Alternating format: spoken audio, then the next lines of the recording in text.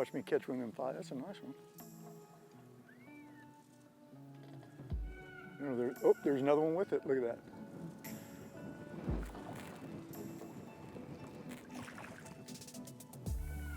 Oh, come here, come here, come here, come here, come here. Oh yeah, there we go. Look at that.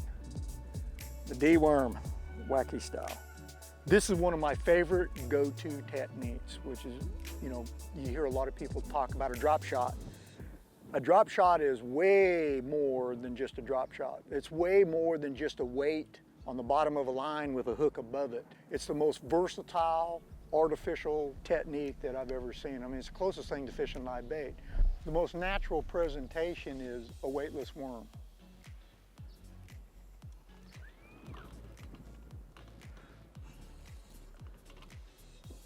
But a weightless worm is also very hard to control, very hard to cast. So with the actual rig of a drop shot,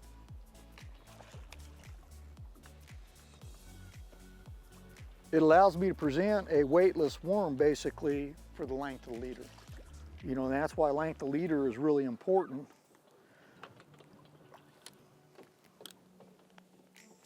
You know, again, a little rat, but you know, when you're fishing a drop shot, this, you know, what I was trying to say earlier is that whatever length of leader I have, this weight is going to pull this bait down. So any lure you have on a drop shot is going to chase the weight. But what happens when the weight hits the bottom and the fall stops, then this bait that you're using up here, depending on the hook you're using, the shape of the bait, how you have it rigged, now becomes a weightless bait. So let's say I got about, you know, 20 inches of line there. I've got a weight where I can cast it. It goes down, and when it hits, then I've got, you know, that much of weightlessness for this worm to fall. The other thing that I like about, you know, I'll just talk about the D-worm that I'm using. In real clear water, when I fish a drop shot, which is most of the time in clear water, I'm fishing for sight feeding fish. Fish that feed by what they can see. You don't have to be real accurate with your cast. You just get it over there, and if you use the right presentation, the fish will come to get the bait. And what I'm doing is actually a directional change.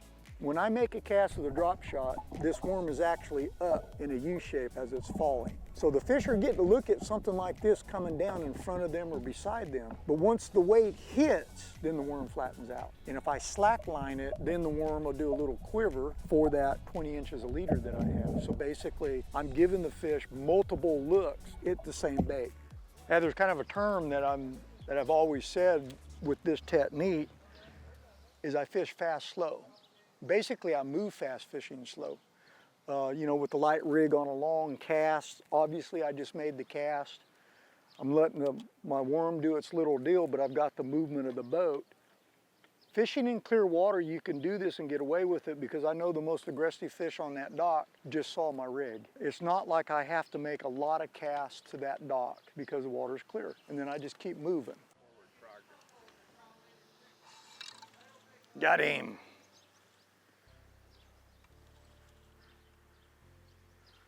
God, these fish look so cool in this clean water. Well, what I was trying to explain is that these fish are very aware of their environment. So if you try to fish these fish in this clear water up close, it changes the personality of the fish.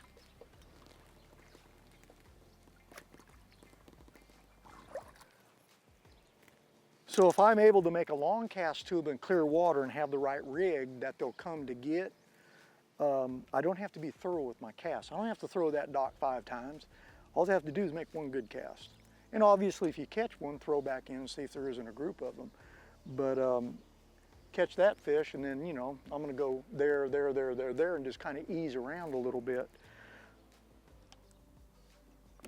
All right, another fat tubbo. Something that I do quite often is that, especially shallow water flipping and stuff, I always repeat the same cast that I just made to catch a fish. That's just kind of like a golden rule for me, because you don't know if there was a school there. You don't know if there was more than one there. Most anglers will catch a fish and just blow right on down the bank.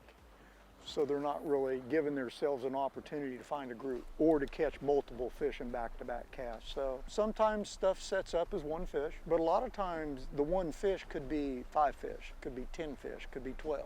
And if you don't give yourself an opportunity to fish it, you'll go right on through it.